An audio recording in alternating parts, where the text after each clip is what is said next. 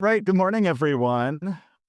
Welcome to PhD Defense for Davy DeKrey. I'm Matt Clark. If you don't know me, I'm a faculty member in the Department of Horticultural Sciences.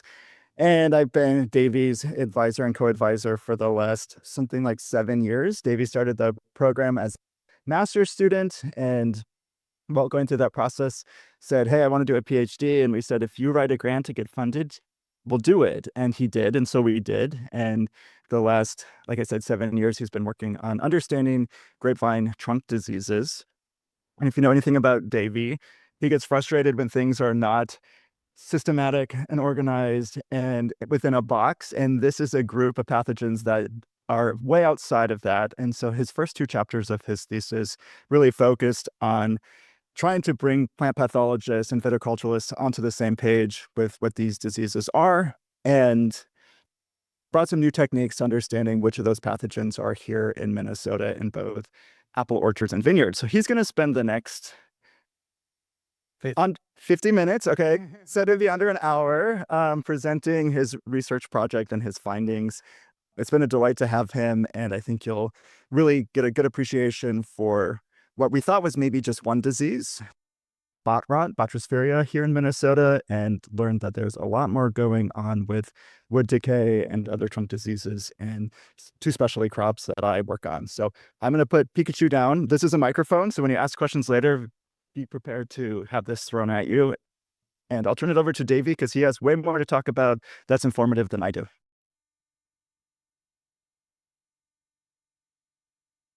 Ooh, I'm going to turn off my audio. Hello, everyone. Okay, so this is one of the first vineyards that I visited when I started back when I was 25 years old. If anyone asks, I am still 25 years old. And I took this picture in July of 2019, so almost exactly 7 years ago. And in July, grapevines should have leaves. However, as you can see here, these grapevines do not. So what you're looking at is a block of hundreds of dead grapevines, and this brought up a few key questions. What was it that killed them? Has it always been here? And can we stop it? For this vineyard, it was unfortunately too late, and they did end up closing after this pretty devastating die-off. I learned so much of everything I know about viticulture from Annie Klodd, who is the pink shirt way down in the center there. She was the prior assistant extension professor for small fruits. She brought me to a lot of these vineyards and connected me with growers, and also shout out to the growers because they're the ones who really helped me make this research possible. My research started with these scenes becoming far too common in Minnesota, and that's kind of where my research began. So I present to you today the fungi from wood to wind of Vitis and Malus in Minnesota, Vitis being grapes and Malus being apples. It did start as grapevine trunk diseases and then it expanded slightly. I am Davy DeKrey. If you don't know, it is July 2nd. Shout out to my committee, Matthew Clark, Daniel Schlatter, Pablo Olivera Firpo, and Megan McCaghey. Also, shout out to the departments of Plant Pathology and Horticulture, as well as you all in the audience. Thank you for showing up today. I know there is a long, fun weekend coming up. So my dissertation ended up being 5 chapters. I don't know why I did this to myself, but the structure is a little unique. The last 3 chapters are my true research chapters, my study ones, and those are the ones that are going to answer those 3 intro questions. And the first 2 chapters are these background chapters. The chapter 0 is the one that's on grapevine trunk diseases specifically. And then -1 has a broader scope that's aimed at all of phytopathology because I needed to take some, put things in boxes for me to understand my own research. So we'll start with this first leading question: what is a disease? And so chapter -1, defining plant disease. If everything is disease, then nothing is disease. To figure this out, what is a disease, I first went to the ISPM-5, which is the 5th edition of International Standards for Phytosanitary Measures, put out by the FAO, which is the Food and Agriculture Organization of the United Nations, on behalf of the IPPC, the International Plant Protection Convention. Specifically, I turned to the glossary, which is where this definition is. And so they define disease as the following. That's it. There is no definition of disease in this. So the FAO's IPPC is burdened with the task of defining terms for legal matters of accountability and liability on an international scale. So their work is really important. This is particularly important for quarantine pests. However, this is hard to determine what's a quarantine pest if you don't have a definition of disease. So disease does appear once in the glossary, here in the definition of pathogen, which is a microorganism causing disease. This was written in the 3rd edition back in 1995. I was born in 1994. So this is kind of a cyclical and outdated definition where pathogen is defined using disease, but disease is never defined. So this did not answer my question of what is a disease and sent me down a rabbit hole for this first introductory background chapter, which ended up being 36 pages. And I needed a foundation to apply to my own work, grapevine trunk diseases. I need to know what a disease is. And I saw an opportunity to fill this gap in plant pathology ultimately. And this came to this adaptation that I made this structure by starting with Firmenich Rostova, and I adapted it for plant pathology. Disease is at the center of a health classification system, and a disease provides a clear target to aim management strategies at. Unfortunately, I won't get through all the nuance for much of my stuff that I'm going to be presenting today, but I will tell you each of the levels and give you a definition and an example. So, starting off with condition, the overall well-being of an individual encompassing both good and poor health. Your example here is veraison. This is when, if you have a red grape, it changes as it ripens near the end of the season. And this is not an unhealthy thing. It's a normal thing for grapes to do, but it is still a condition of the grape nonetheless. Then we have ailment. Ailment is typically minor, acute, localized, and plant will likely recover without intervention. Your example here is a pruning wound. Important note for my own research and lots of other woody plant researchers is pruning wounds act as portals for microorganisms to get into and cause infections, same way that you can get a cut and that can get infected. Same goes for plants. Also kind of specific to Minnesota, we have winter injury that can occur on woody plants, and those can also act as portals for pathogens to get into. Moving forward, we have disorder, which is a more severe generalized symptoms, pathological origin possible but not confirmed. The example here is intervenal chlorosis. So generalized symptoms is just a host response to something, and pathological origin, I'm referring to the classic disease triangle, which is pathogen. So pathogen could cause this, or environment. This could be nutrient deficiency or host genetics. Sometimes we selectively breed varieties to look chlorotic. Nonetheless, they are considered disordered by my own definition. Then we have syndrome, which is specific symptomology, chronic, narrowed causal agent pool, but not exact, no exact etiology. Here is an example, cane bleaching. I'll talk much more about cane bleaching as we go forward. But remember, cane bleaching, the pathogens that cause it are kind of the stars of our show throughout today. And finally, of course, we have a true disease. A disease is the most specific level known exact etiology, precise diagnostics possible. The key here is that experts may be able to identify a true disease in field, such as this example here of grapevine powdery mildew caused by Ephresia nicator. You can see kind of this light fuzzy growth at the veins, and that is pretty indicative of this pathogen. However, not all true diseases can be identified in field, in which case first apply a lower level classification, and then upon further research or diagnostics, the condition can be reclassified, which is kind of the key to this whole system, is that reclassification and ultimately moving towards a specific target that we can point our management strategies at. So it is best practice as an expert to err on the side of uncertainty.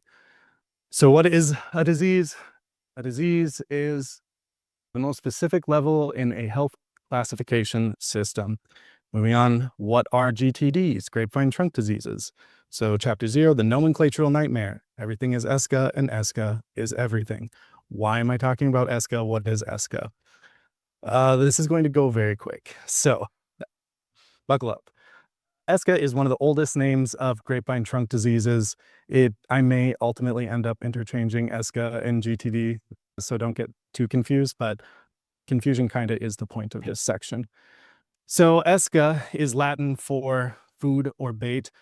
People thought that if you had a grapevine with white rot, the only thing it was good for was food for the fire, or that if you had white rot, that it was going to bait out mushrooms to emerge from the grapevine itself.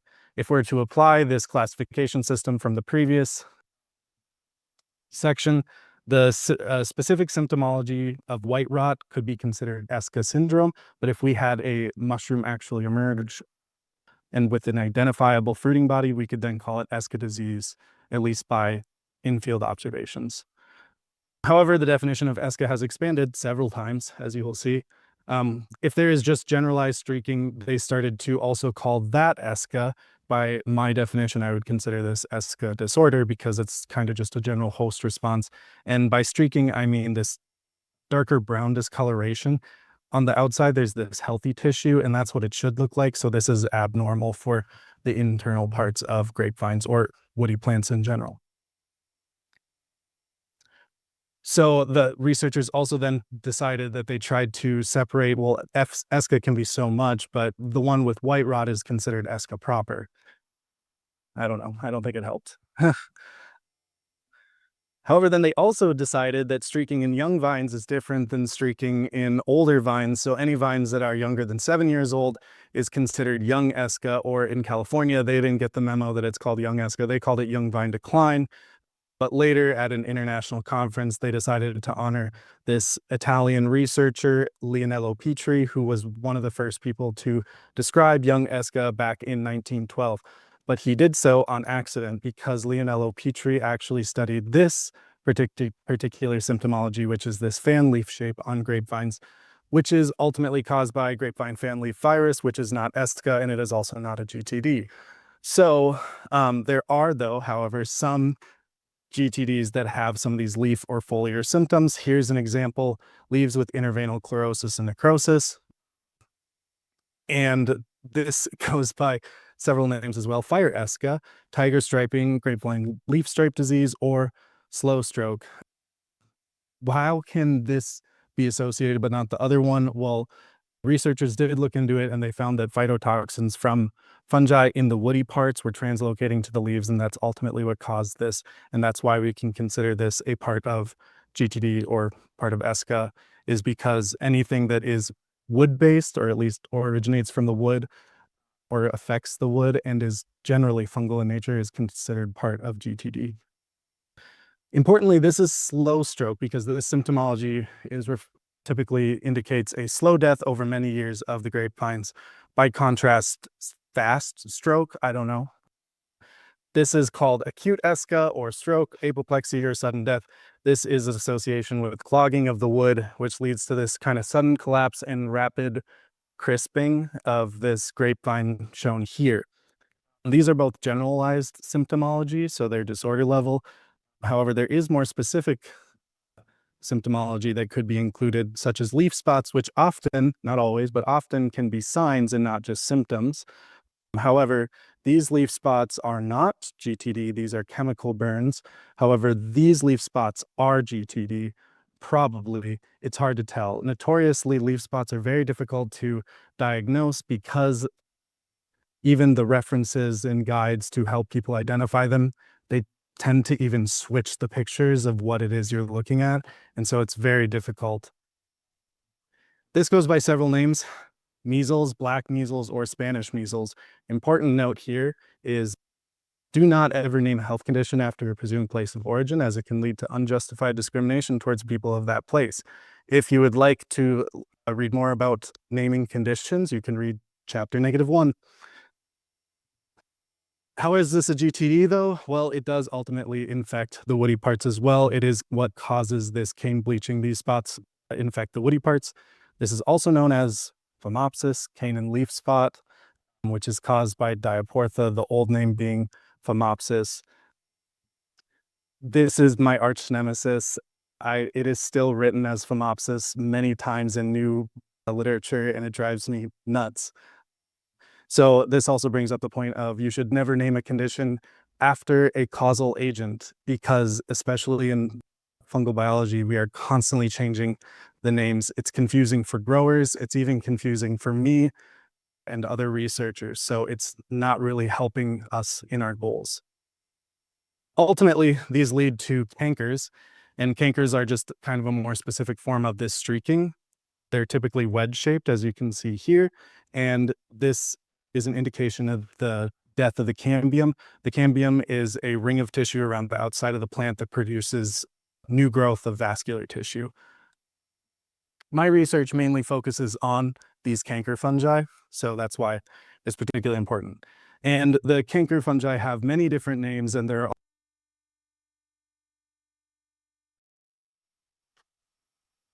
there we go. Okay, so there are a lot of different names for ESCA grapevine trunk diseases. This brings up kind of the question. I spent a very long time trying to figure out and separate these conditions. Obviously, 36 pages. Oh, or that was the previous chapter. This one is also about 30 pages, so 60 pages of intro. Are these conditions the same or are they separate? This brings up one last definition that I want to give to you all: a disease complex, which is the amalgamation of diseases, syndromes, and disorders, which commonly reside within a specific portion of the host. The example here is the grapevine trunk disease complex. So to answer our question, what are GTDs? Grapevine trunk disorders maybe would actually be a better name for this acronym, are a complex of health conditions that affect the woody parts of grapevines caused by an assemblage of fungi with pathogenic potential. Next, our leading question is that first intro question: what was it that killed them, from chapter 1? So chapter 1, wood survey, got wood. And that is a real question, because growers did not love having a 20-something come up very excited about their dying grapevines, asking if they can cut up their vines for science. Annie was very instrumental in catering that interaction so that I wasn't too excited about their dead grapevines. For these chapters, I'm going to do a brief overview at the top to give you just some of the big bullets of what I did, since I really won't have too much time to go through methods. So 127 grapevine wood samples were collected from 34 vineyards in 2019. 640 fungal cultures had their ITS regions sequenced. And ITS is just a specific piece of the DNA that you sequence. And 420 taxa were sample unique with greater than or equal to 97% blast match, identity match. And from that, this encompassed 103 species, 67 genera, 50 families, and 25 orders. And ultimately, I found 83% of samples had at least one GTD fungus. A very important note here is that having confirmed a GTD pathogen in your grapevine is not a death sentence. Ultimately, it is the accumulation of many GTD pathogens that leads to the death and decline. So one is not going to just take you out. I have this published, and I have also presented on this before. I'm just going to give you my very fast flash poster presentation that I gave in the Czech Republic. So this poster's big takeaway at the center there, if it's kind of small and hard to read, is hybrid grapes grown in harsh winter climates have different fungal wood pathogens than traditional regions and vines. And there is a very tiny caption right here for the legend, and it says circle size indicates relative isolation frequency. So the bigger the circle, the more often I isolated that fungus. Some quick takeaways: Cytospora and Diaporthe. Remember, Diaporthe causes that cane bleaching, star of our show, causes the majority of where the majority of pathogens isolated. Also, bot pathogens were rarely isolated. Matt mentioned in my introduction that those were presumed to be the big issue before we started researching this. This was based on in-field observations made by a private consultant that kind of hyped up some of the growers. And then no Eutypa pathogen or Eutypa fungi were isolated. This is only strange because they're kind of a big deal in other places. So takeaways for this is that our climate has harsh winter and humid summers, and winter injury coincides with GTD pathogens. Those winter injuries is where the pathogens can get in. Cold hardy hybrid grapevine varieties are planted and grown. They are typically own-rooted, and grafting, which is common in other parts of the world, is not common. These own-rooted grapevines allow us for the third point, which is a recommendation for retrunking every 7 to 10 years. So every 7 to 10 years, it is recommended that you cut down your trunk and you grow up a new shoot and train that into a new trunk, which is not as easy if your rootstock is different than your scion on top. So that is a benefit for these cold hardy varieties. And that's kind of it. If you want, take a picture, scan to read more, or you can just Google my name and +1 and it will show up. I'm pretty proud of this paper, so do recommend that you take a look at it. All right. So what was it that killed them? Diaporthe and Cytospora are the major fungal pathogens of grapevines grown here in the northern Midwest. Next question that is leading our discussion is, has it always been here? And this is chapter 2, the stock survey, getting to the root of the problem. So in this chapter, it's important to then look towards the source of grapevines to see if these pathogens are coming in through plant trade, because there's a lot of research in many different fields that plant trade is a major route for the spread of pathogens. Here is your overview. 250 subsamples of 125 socks for 4 samples in 2020 and 2022 were collected. What I mean by 250 subsamples is just that in those 2 years, we made individual orders from those 4 suppliers. We had 125 stocks, and I took samples of the roots and the shoots separately, and those are my subsamples that I looked at. Oh, also, we included mostly hybrid varieties, but we also included some of those traditional grafted varieties. So the shoots are going to be different than the roots. So we included things that might be more well-known, such as Chardonnay as your scion on top.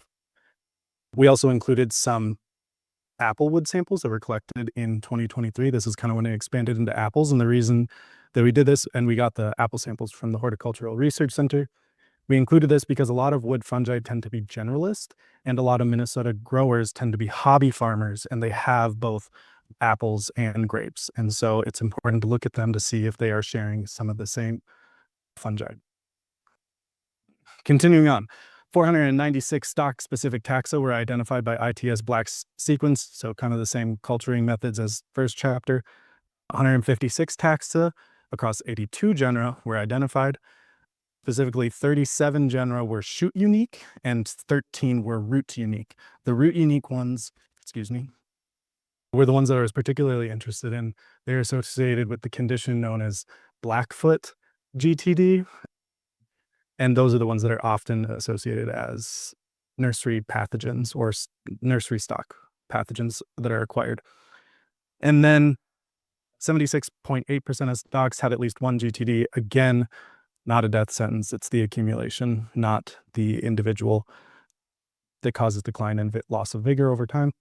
And ultimately, what I'm going to be showing here today is that 890 sequences were generated from multi-locus phylogenetic analysis. So you take pieces of DNA from an individual and you paste them together, and this is considered a fingerprint. And we use this for phylogenetic analysis. In total, there was 517 fungal isolates total. 163 of those isolates were my own, and then 354 isolates were gathered from GenBank. The loci that we used for this fingerprinting are here, ITS, LSU, TEF, TUBE. They're pretty standard use in fungal phylogenetics. The approach that I took for doing the phylogenetic analysis was a little non-standard, or a little newer, because it did allow for missing loci in some of my isolates. So to exemplify this, here's kind of just a very small portion of the tree that I'm going to show you, but you can see that some of these these all have 4 boxes, and some of the boxes are blank. That's just an indication that that specific locus data was not available, and yet we still ran the analysis. Also important here is the bold text ones that start with UMN FI for fungal isolate, and then a number. Those are my isolates. And then the other ones are ones that are references I gathered from GenBank. And There is your bootstrap value here. The way these trees are created, you create them like 10,000 times, and then you ask how many times were the two isolates placed next to each other. And if it's 10,000 out of 10,000 times, your bootstrap value is 100. So essentially it's a percentage. If anything is less than 100%, I labeled it. So if it is unlabeled, it's 100%. Yep. Another novel thing is that I'm not even going to talk about it, but I came up with these methods to amplify and sequence all of these loci on the same PCR program, the same recipe, and what. So it was really like fast to do this. Ultimately, I generated this 5.5 page figure that I'm going to be going through, not all of it, but part of it. Importantly, this figure includes those chapter 2 nursery stock survey fungi, as well as apple fungi that I had collected, and a few of the isolates that I had from chapter 1 as well. So overall, branch support was very good and clustering fit taxonomic expectations, often, though not always, regardless of missing data. So here you can see I have one of my isolates that's in green. It should be up here and did not cluster very well. It has a low bootstrap value of 70. And this one is actually missing 2 loci. However, there are some in the Diaporthe section and the Cytospora section, remember our stars, and they clustered quite well regardless of that missing data. So this seems to be a very effective method regardless of that missing data. Next, Phaeoacremonium species are often associated with infected stock materials, considered pioneering weak opportunistic pathogens. Pioneering, I just mean they're one of the first fungi to colonize the wood. And they're often associated with peat or young esca, young vine decline, whatever you want to call it, that condition. Again, it's not a death sentence, it's accumulation. But the reason that this matters is that starting with GTD fungi is not ideal for the longevity of the vines and ultimately could require vine replacement sooner than you would expect, and that is quite costly for growers. However, only 2.4% of the stocks, 3 of 125, had Phaeoacremonium. This might just be a reflection that Phaeoacremonium is very slow growing and difficult to isolate out in culture specifically. Then the Nectriaceae of the Hypocreales was split into 2 clades, so it wasn't perfect clustering, but these 2 clades were very distinct. The Dactyl Nectria isolates were, which is this top bluish section here, and then the other section we're talking about is here. But this top section, the Dactyl Nectria, was isolated from 8% of stocks, but exclusively from the root tissues of a single supplier. So the root tissues, this one is often associated with Blackfoot disease or condition. And from a single supplier, this supplier in particular was sending their grapevines packaged in dirt, and is not necessarily a recommendation I would give. And that could be why we were seeing only Dactyl Nectria from those grapevines. And then Fusarium was isolated from 17.6% of stocks, and it was the 5th most isolated taxa. Both of these groups are soil-borne fungal pathogens, which makes sense. Those are often associated with nursery stocks. And then one last section I want to point out here, the Halochiales and the Chetothyrales. They are a known taxonomic mess. Cadophora was isolated from 34.4% of stocks and was the most frequently isolated taxa. The reason this matters is because regardless of where you're doing the GTD nursery stock survey, this is always the #1 fungus to be isolated. It's kind of the main fungus to be associated with nursery stocks, and my data reflected that. Also point out here that there is this section of many of my isolates that are aligned to Phyllophora musta. However, these isolates were exclusively isolated in 2022 and is probably a reflection of my physical requirements to change my culturing conditions. And so this is more a reflection of the culturing conditions and not so much the samples. As far as I know, these in the literature, these are not, this Phyllophora musta is not suggested to carry pathogenetic capacity. And that's chapter 2. Has it always been here? The stocks can bring in Halochiales and Hypocreales, while Diaporthe are already established in the environment. Halochiales being Cadophora, Hypocreales being Fusarium, Diaporthe being Diaporthe and Cytospora from our previous chapter. So the next question, which is the chapter I'm most excited about to present and wish I could have spent the whole time talking about this, but I was required to talk about the other ones, is Can We Stop It? The Air Survey. So Chapter 3, the Air Survey, a year of spore trapping in Minnesota. Here is your overview. 1,333 daily samples from 5 vineyards and orchards sites for 1 year were collected. From that, there was 218,000 mean fungal ITS1 avity sequences per sample. This is just like the mean number of reads per individual daily sample, and avity is just the metagenomic sequencing technology that we use that was through the University of Minnesota's Genomics Center, UMGC. From that, 2,184 general level ASVs were identified, and that encompasses 672 families, 227 orders, and 19 phyla. And from that, 625 general level prediction models are well fit with an adjusted R squared greater than 0.1. For all 2,000 of these genera, I made a model, a GAM, a generalized additive model, which can be used for prediction of sporulation events for each genus. Of the 2,000, about 600 were decent, at least by R squared. And then one of the big takeaways from this research is that sporulation kind of occurs the whole time, even during winter, which is pretty counterintuitive to commonly held beliefs, especially in plant pathology we always think about the field season. The field season is always the field season, at least for fungal sporulation. So bear that in mind. From a little bit of background about how I did this, I did spore trapping in 2 locations, the Horticultural Research Center up top there, and this commercial site, which is a combination of Amit's Apple Farm and St. Croix Vineyards. So the commercial site does have customers going through their vineyards and orchards, walking up and down, so it has public access, whereas the HRC does not. It is more restricted. I have 5 spore traps. There's a vineyard and orchard, obviously, in the commercial site down here, which is roughly comparable to the vineyard and orchard here at the HRC. And then there's this 5th one up here up top, HRC Block 12 DR. DR stands for disease resistant, which is where apple stock material is planted to kind of test if it has any sort of disease resistance broadly. And the way that they do this is that specific sub-block is just not sprayed with fungicides. However, it is still sprayed with insecticides and herbicides.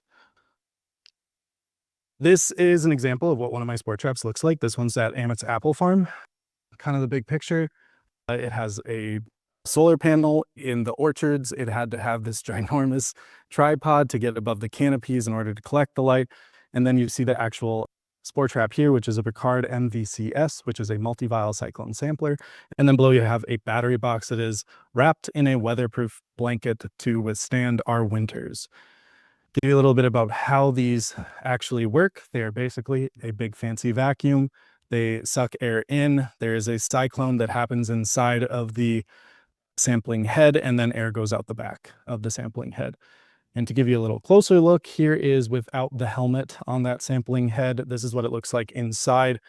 Kind of the same concept. Air goes in through this inlet, cyclone is made there, and then goes down into the bottom of this tube here. And then the air shoots back up through the center of the cyclone and then out the back. The reason that the cyclone matters is because the centripetal force of the cyclone is what throws air particles to the side of the tube, and that's how those particles are collected. Now, I was not always successful in collecting my samples. There were various reasons why this could have happened. Here's one example. But ultimately, we did collect a lot of really good samples, and here's an example of what some of that data might look like. Here is just one stacked bar plot, and each color is a different taxon. Now, there are more colors in this than there are perceptible, but similar colors are of more closely related taxa. And so this is ultimately what my data set looks like. There is some gaps, as you can see, and then there are also a few sections of these like darker color bars. Those ones were filtered out for quality issues, but ultimately the remainder of this 1,000 333 samples was really good coverage over the 5 sites, especially in the winter, which was not an easy thing to do. Before I get into the analysis, because those figures are going to get crazy, here's kind of a simple breakdown, at least of how these samples kind of work. Let's say you have 2 samples. In both of the samples, you have 12 individuals. The individuals are reeds or spores or whatever you want to think of them as, but in my case, they were reeds. And in this case, there is 6 possible different fungi. And in sample A, it did not have all 6, but in sample B, it did have all 6. So we would consider sample A less rich in its diversity, whereas we would consider sample B more rich in its diversity. Another way that you can think of this is that sample A, though, of the 3 that it does have, they're all of the same count, the same reed count, the same amount, same spores. And so we consider this a more even sample compared to sample B, which is less even. And we can combine richness and evenness to calculate alpha diversity indices. And these are just measurements within each individual sample. And there's a few different ways to calculate alpha diversity, and they all balance out that richness and that evenness. I'm really only going to be showing, I used 3 ultimately for my analyses, but I'm only going to be kind of focusing on this one Shannon, which is a relatively perfect balance of richness and evenness. Here's the alpha diversity figure. It is a violin plot. And so the violins are telling us the distribution of the data. And there are 4 columns. These 4 columns refer to the seasons. And then the colors of the violins refer to the sites. And then within each season, I did, specifically, this is showing Dunn's pairwise post hoc comparisons, but I did within season site comparisons. And for the y-axis, if you have a larger number, it just means it's a more rich or more even sample, since it's kind of a combination. Ultimately, what's important here is these significant bars up top, and shows you what the comparisons were significant. And there really was only significance in fall. But overall, when you look at a lot of my statistical analyses, there was not a lot of significance between sites in my alpha diversity. However, this is not helpful for growers. It's a very interesting caveat for microbiome researchers, but doesn't really get to answering our question. Here's another plot. This is a little different. This is beta diversity. Beta diversity is different because instead of looking at the specific individual samples, it is comparing every sample to every other sample. And it gives you this dissimilarity, which is confusing, but you'll see so if you have all the samples lined up on this side and then the bottom as well, those are the comparisons that make up this blue section, this blue-green section in the center, which is kind of the focus. And you'll see there's a green diagonal line. That's because if a sample is compared to itself, it is perfectly similar, and so thus it is perfectly dissimilar, which is just confusing, but it is what it is. Whereas the opposite, if you have 2 samples that are compared and they have a very dark blue, that means they are the most dissimilar. And then on the sides, I lined up some of these weather terms that I also included in my data set, and I gathered from an online source that I could talk about more later. But I did pick a couple of the significant terms, but there were not many significant terms based on this analysis, which was a Mantel test. Again, ultimately, this is not helpful for growers and does not answer our question. And as I mentioned before, there are these things called GAMs, generalized additive models, that I produced for these genera. And then after I produced them, I took all the ones that were well fit, which was about 600, and I counted up all the terms individually to show how often does each term show up in a model.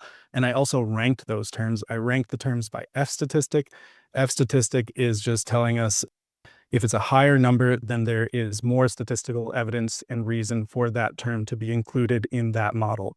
So if it is first, it is first ranked, it is yellow. And if it is blue, it is lowest, less than 5th rank. And within each box, there is a count for how many times a model had that term at that rank, and that's within the color box. And then on the outside here, there's the total count of that term being included in models, which only includes the colored section count. So for high temperature, there was 355 models that included this of roughly 600. And then there's also this part that is not included in that count. There is this NS, the non-significant models, or the models that this term was not included at all and it was considered non-significant. Another important part to this is I use several terms. I will show you all the terms in a minute, but there was rolling term values for some of these terms as well. And a rolling value is just the sum or mean of a term over a given period. For example, the average daily high temp over the 3 days is one of them, and 1 week, 2 week, 3 week, 4 weeks. Those are the ones that I use for my rolling. I had many terms that I included or potentially included in these models. Here are some of them. There is one term that is special, day of year, doi. Basically, January 1st is 1, January 2nd is 2, so on and so forth, till 365. And that's because a lot of fungi tend to be seasonal, and this really captured that well. Just to point out a few things from these counts, a good way to look at this is to look at the terms that have low non-significance, meaning they're included in a lot of the models. And up here, day of year was included in 442 of the models, and it was first ranked in 151. And that's day of year. But another one to point out is ET, which is evapotranspiration. It's just the process of water going from the surface into the sky. And that at the 2-week rolling value seemed to be particularly useful, or at least predictive, in these models that I produced, which was kind of interesting. You could go through this forever. The other thing I want to point out here, though, is precipitation was not actually in many of these models and was not predictive of sporulation. I have said for years that when it rains, it spores, and that turns out that that's probably wrong. Rain actually can be thought of as a way of washing the atmosphere, and it pulls particles out of the sky. So it's not a very good indicator of sporulation events. Ultimately, this is one of my favorite figures. This is overlapping predictions of select models, specifically mostly GTDs, that are overlaid over the last, I ran this last week. So this is the last year of weather data. I pulled that and then reapplied my models to do new predictions. So this data is relatively up to date for the last year. I did separate out all of the fungi in this select one. Again, there are like 600 of these though, so I'm not going to go through all of them. We're just going to pick 2. Guess which ones? It's Cytospora and Diaporthe. What I want to point out here, these predictions. So in these area charts, the white line is the predicted sporulation. In reality, it's estimated read counts. And then around it, there's this lighter color area, and that is my confidence interval, so the darker or brighter parts is my 95% confidence of sporulation. So those are a little more reliable to look at. Specifically, and then also down here, there are 6 boxes. Those are the individual terms that were ranked, the highest ranked 6 terms pulled out of the model, and they show you how that term influences the model, and they are in order by rank according to F statistic. Here, both in these 2 models, doi, day of year, was pulled out, and you can see that doi of Cytospora is inverse to Diaporthe, which you can also see in the prediction. Roughly September to November is when Diaporthe sporulation occurs, and January to May is when Cytospora sporulation occurs, which we can then from this give kind of just a broad recommendation that mid-December is actually best for pruning your grapevines. However, it would certainly be also recommended that you spray your vines possibly post-prune or at least pre-bud swell, based on what we know about the etiology of Diaporthe specifically, which is one of our major pathogens.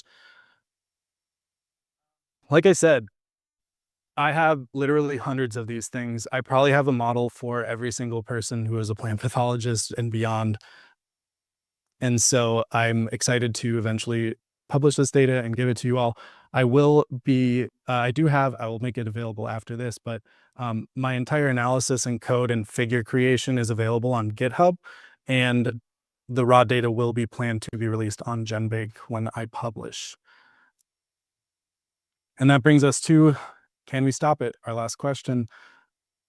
Sporulation forecasting can be used for integrated pest management of vineyards, orchards, and beyond. And with that, I have so many people that I would like to thank. I'm not going to read everyone off. I do apologize if I did not list you here. I tried to be as inclusive as absolutely possible. And so thank you very much for listening to me today. And if anyone has any questions, I will throw you Pikachu.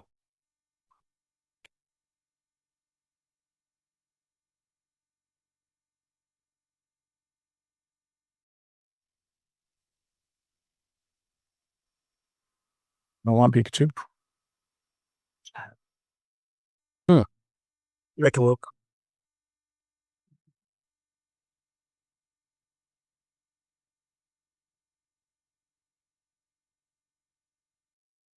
So I have a question about chapter 2, and it's kind of a question of how can you use that fingerprinting assay for, like, let's say commercial nursery, or wants to screen like a subset of nursery stock that goes out every year.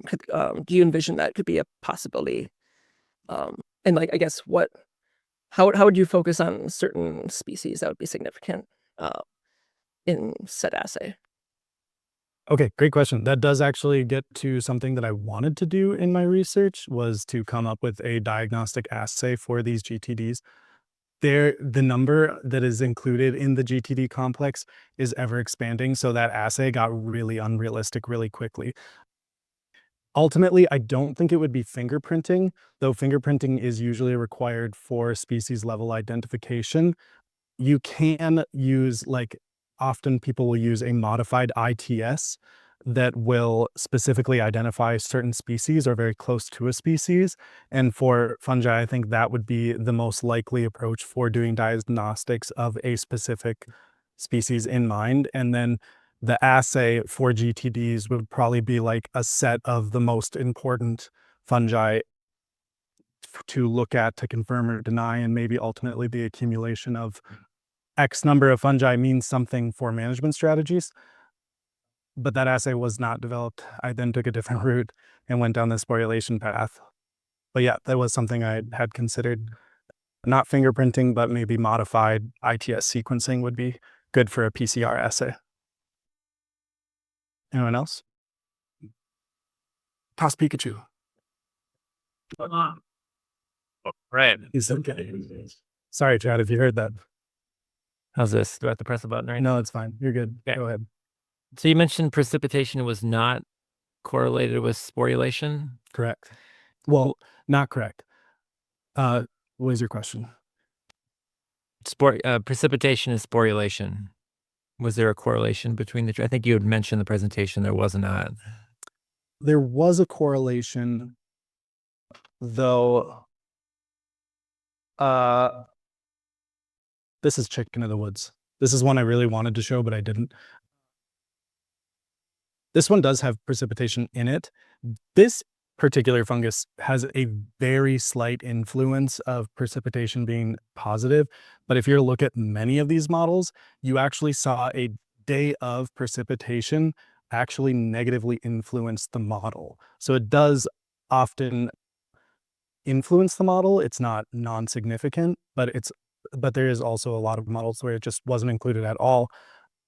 In some of these rolling value, or actually that was the 2-week period is positive. It's actually the day of precipitation actually does have a true negative effect for this particular fungus. Looking at many of these models, which I have, that was a very common trend that precipitation was actually negatively correlated, at least day of precipitation. Okay, yeah, that was my question on the rolling versus the day of, so thanks. Yes. I can take Pikachu. Football. Anyone else? Chat? Yep, Megan. Oh, sorry, bad throw. This is why I went into science. All right. So I guess, I'll ask you more specific questions in our meeting, but I guess I have a comment. I think your data visualization and your presentations are extremely impressive. So I am wondering what recommendations you have, or maybe what was helpful for you to kind of gain those skills. Just I think it'd be helpful for them. When I graduated high school, everyone thought I was going to be going into performing arts, and I took a hard turn into science. I did a lot of show choir and a lot of theater and choir and singing and dancing and stuff. So I am kind of a unique situation, but I did see that there is this improv class for scientists, and I do think that theater is something that people should be focused on more often, especially in science. There's a lot of distrust that has accumulated over time, and science communication has really kind of broken down, at least at the public level. And so making sure that you are also valuing the arts with science is something that is really important, be that graphic design or performance. And I think that is something we should lean much harder into. We have kind of bubbled ourselves a little too much, actually. So whenever you have the opportunity to put yourself out there, I know it is deeply awkward as a scientist. I do recommend that you practice that, though. Chat. Camilla asks, she says, great presentation. And then she asked, can you talk more about where you got the weather data? Yes. I don't know if I can pull it up, but I'm also, if anyone wants to email me after, I have access to my email for a while. I pulled it from this place called Open Metro, which is this free open source weather API. And so I just did API pulls and got that data. It's really good. I didn't talk about this at all. As far as those models, you can also pull 2-week future forecasting weather data from that same API. And thus you could actually give a true forecasting prediction by applying those models to that predicted weather data and give growers sort of a heads up, which is a big takeaway I definitely should have mentioned. Yeah, so Open Metro is the site. You can go there and just do the regular version, or you could use code API stuff if you're into that.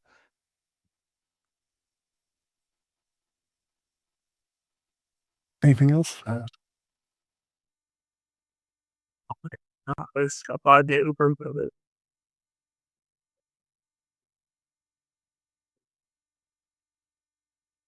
Thank you all so much. Thank you, chat. Yeah. Thank you, Matt, for bringing treats.